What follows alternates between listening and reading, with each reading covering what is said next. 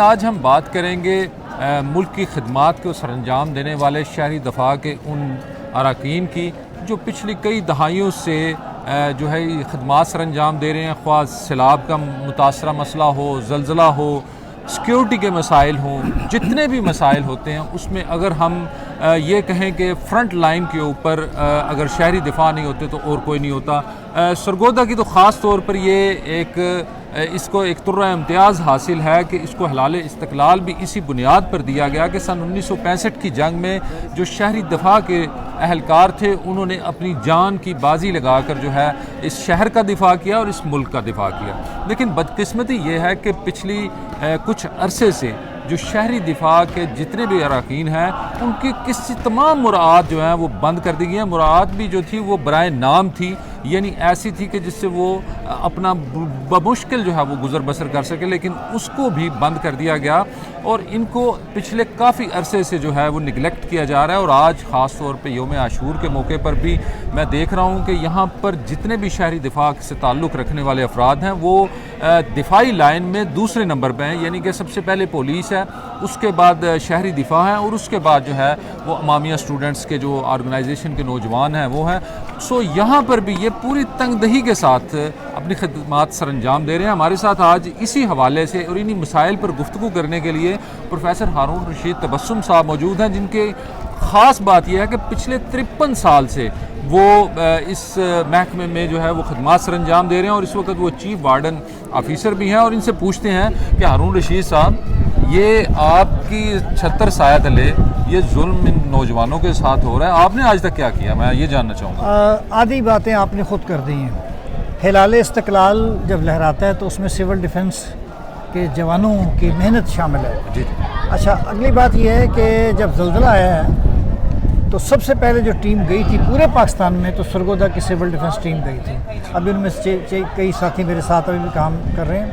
میں گزشتہ 1 سال پہلے عمران قریشی صاحب کے دور میں مجھے چیف وارڈن بنایا گیا۔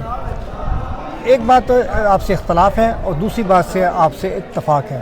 اختلاف یہ ہے کہ رضاکار کا مطلب ہے جو اللہ کی رضا کے لیے کام کرتا ہے۔ دونوں جنگوں میں جو رضاکار تھے انہوں نے کبھی کسی چیز کا مطالبہ نہیں کیا، لیکن چونکہ اس کے کنٹرولر ڈپٹی کمشنر ہوتے ہیں سول ڈیفنس کے اور گورنمنٹ آف پنجاب جو ہے اس کے زیر سایہ کام کرتی ہے، چند سال ایک اعزازیہ ملتا تھا کہ جو بچے ڈیوٹی دیتے ہیں انہیں وہ سے اباؤٹ پر ڈے 500 550 اس طرح ملتا تھا۔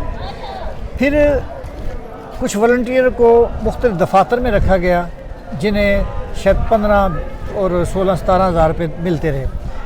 چونکہ اس کی روٹیشن تھی، ٹھیک ہے، پھر انہوں نے ہمیں تنظیم سے باہر نکال کے انہوں نے کہا جی ڈی سی از اتھارٹی، تو لہٰذا یہ سارا راز جو ہے ڈسٹرکٹ سول ڈیفنس آفیسر اور ڈی سی صاحب کے تھرو ہے، کیونکہ ہمارا تو کوئی مطالبہ نہیں تھا۔ لیکن وہ جو آپ نے خود ہی کہا کہ کچھ غریب ہمارے ہیں والنٹیئر جنہیں ان کی وہاں جگہ ملنی چاہیے، ٹھیک ہے، ظاہر ہے کہ ہماری پہنچ ڈپٹی کمشنر تک ہے۔ عمران قریشی صاحب کہنے لگے اس کے بعد پھر جو ڈی سی ہے کہ جی انشاءاللہ محرم کا اعزازیہ ضرور دلوائیں گے۔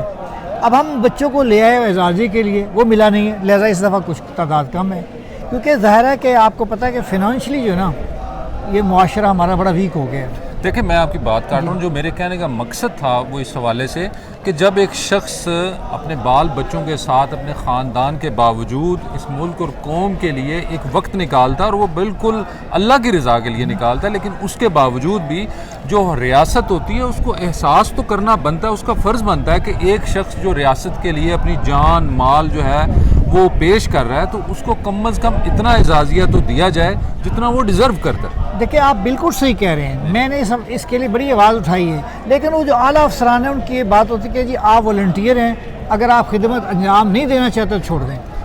دیکھیں نا، ان کا ایک یہاں بچوں سے سیٹسفائی کرتے ہیں، میں بیٹا آپ مجھے دیکھیں، میری وردی اپنی ہے، میں لوگوں کو بچوں کو پیسے بھی دیتا ہوں اپنی جیب سے، لیکن میرے اختیار میں یہ نہیں ہے۔ جو اختیار تھا آواز بلند کرنا، سی ڈی او صاحبہ سے بات کی، میں نے کہا بھائی بچوں کے پیچھے، انہوں نے کہا جی میں کوشش کر رہی ہوں، تو بڑے میں ہوپ فل تھا کہ وہ دیں گے، لیکن وہ گورنمنٹ اوپر سے غریب ہے، کوئی پیسہ نہیں آیا ان کے پاس. نہیں اس کے علاوہ سننے میں آیا کہ نہ وردی کے حوالے سے جی ہاں بالکل نہیں, نہ کوئی اور جو بنیادی تین چیزیں وہ بھی وہ دیکھیں ہم ابھی وارڈن پوسٹیں ہوتی ہیں ہماری, خدا نہ خواستہ آج جنگ لگ جائے تو ہمیں لوگوں کی بیٹھک میں بیٹھ کے اپنے کام کرنے پڑیں گے.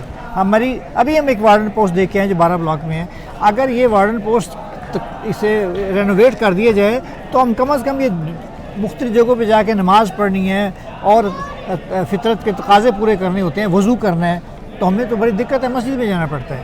ہاں آج آپ کے توسط سے میں director general civil defence Punjab سے ریکویسٹ کروں گا کہ سرگودا کی طرح اور شہروں میں بھی وارڈن پوسٹوں کی تعمیر کے بجائے سرکاری خرچے پہ.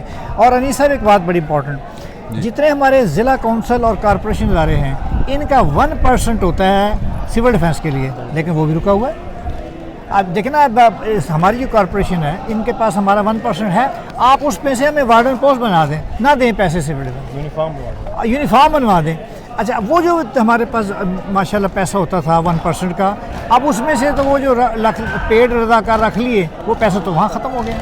ہمارے حصے میں کیا آیا یہ دیکھیں نا, میں نے کہا وردی اپنی, کھانا اپنا, وقت اپنا. اور آپ نے جو بات کی یہاں ہمارے پاس کروڑ پتی رضاکار سے لے کر ریڑھی چھاپے والے, وہ ریڑھی چھاپے والے بہت زیادہ ہیں. یہ ہمارے غضنفر صاحب ہیں, یہ سونے کا کام کرتے ہیں, ان کے والد صاحب بھی ہماری سرپرستی کرتے رہے.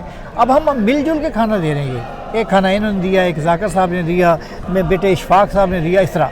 اب ہمارے ڈویژن کمانڈر صاحب ہیں مار یونس صاحب, اب وہ اکیلا آدمی کیا کیا کرتا ہے, اب کہیں رینج کرنا ہے. اب آپ نے کھانا ہے نمبر 1 اسکول میں ہم نے کر رہے ہیں, اب آج سگنل پرابلم بھی نہیں ہے, پھر بھی ہم بچوں کو اطلاع دے رہے ہیں کہ 1:30 بجے کھانا کھا لیجیے, اور اپنے جیب سے ہے. آپ کا بہت شکریہ, ہماری یہ آواز آپ پہنچا رہے ہیں. انہیں کہیں وردیوں کا بندوبست کریں تاکہ نئے لڑکے بھرتی کر سکیں, اور کم از کم یہ جو محرم کی ڈیوٹی ہیں اس کا تو اعزاز یہ دے دیں. ابھی جو بچوں نے ڈیوٹی دی نا عید پہ, انہیں چند پیسے, وہ بھی جو جاوید صاحب ہیں رحمۃ اللہ علیہ اس کے اور ان کے کوآرڈینیٹر, انہوں نے اپنی جیب سے 800 روپے, 500 روپے اور شاید 1000 روپے جس رش زیادہ تھا وہ دیے. اب بتائیں اور کوئی سوال کریں, میں ہر چیز کا جواب دینے کو تیار ہوں. میں اپنے تائیں بہت کوشش کر رہا ہوں, خبریں بھی دیتے ہیں, لوگوں سے ملتے بھی ہیں, لیکن وہ اگر وہی فکرہ کہتے ہیں جی آپ والنٹیئر ہیں, آپ رضا کار ہیں, رضا کے لیے آئے ہیں, مرضی ہے ڈیوٹی دیں, میں تو چھوڑ کر چلے. دیکھیں یہی بات جو ہمیں بڑی پنچ کر رہی ہے اور بڑی تکلیف دے رہی ہے کہ ایسے جیسے ہارون رشید صاحب نے بتایا کہ یہاں پر بہت سارے والنٹیئر ایسے ہیں کہ جو اللہ کی رضا کے لیے آئے ہیں اور دولت مند ہیں, صاحب ثروت ہیں, اور اس میں ایسے بھی ہیں جو غریب بھی ہیں اور جو اپنا سب کچھ چھوڑ چھاڑ کے آئے ہیں. تو دونوں اطراف سے ان کے ساتھ زیادتی کی جا رہی ہے. ایک طرف تو وہ غریب جو یہاں پر ڈیوٹی سر انجام دے رہے ہیں ان کو کسی قسم کے اعزازیہ نہیں دیا جا رہا, اور جو امیر یا صاحب ثروت لوگ بھی دیے جا رہے ہیں ان کو وہ پروٹوکول نہیں دیا جا رہا جو وہ ڈیزرو کرتے ہیں, جو اللہ کی رضا کے لیے, اس ریاست کے لیے, اس ملک کے خداداد کے لیے جو خدمات سر انجام دے رہے ہیں ان کو کسی قسم کی حوصلہ افزائی کرنے کے بجائے الٹا ایک حوصلہ شکنی کی جا رہی ہے. بات آپ نے دیکھیں, کل پولیس والوں سے تھوڑی سی اس میں نوک جھوک رہی میری. ہماری ڈیوٹی یہ ہے کہ ہم بم ڈسپوزل اسکواڈ کو اسسٹ کرتے ہیں. دیکھو آگ لگ گئی, جہاں بھی آگ لگی ہے سب سے پہلے میرے رضاکار وہاں پہنچے ہیں. فوری طبی امداد, ایکسیڈنٹ ہوتے ہیں, مثلا آپ دیکھا ہے کہ جو بھٹی ٹاؤن کے جو بس لے گئی 7-8 بندوں کو, ٹھیک ہے, سب سے پہلے وہاں پہنچنے والے کون تھے؟ رضاکار تھے. بم دھماکہ ہوا ہے امام بارگاہ میں, سب سے پہلے ہمارے رضاکار گئے ہیں. یار ہمیں جان عزیز نہیں, اور ابھی بھی دیکھیں ہم جان ہتھیلی پہ لے کے چلے, پیچھے سے کوئی بھی آ سکتا ہے. کل ڈی پی او صاحب کے پاس لوگ کھڑے تھے, میں کہا یار ہم تو آئے ہوئے, تم تو بچ جاؤ. صحیح کہا نا, بالکل صحیح کہا. کسی وقت بھی کچھ بھی ہو سکتا ہے اور کسی بھی شہر میں ہو سکتا ہے. ہمارا یہ ملک ہے, ہم نے تو قسم کھائی تھی کہ ہم اس ملک کے لیے اپنا خون دیں گے, اور ہم دے رہے ہیں. ابھی تھیلیسیمیا کے لیے ہمارے بچوں کی ضرورت پیش ہے, 63 بوتلیں یار ہمارے بچوں نے دے دی ہیں. اور کیا چاہیے اس قوم کو ان بچوں سے جن کی تنخواہ نہیں ہے, کھانا ہمارا اپنا ہے. یہ باتیں میں نے ڈی پی او صاحب سے کی ہے, ایس پی صاحب کے سامنے کی ہے. میں کہا یار بتائیں انہیں پروٹوکول تو دے دیں.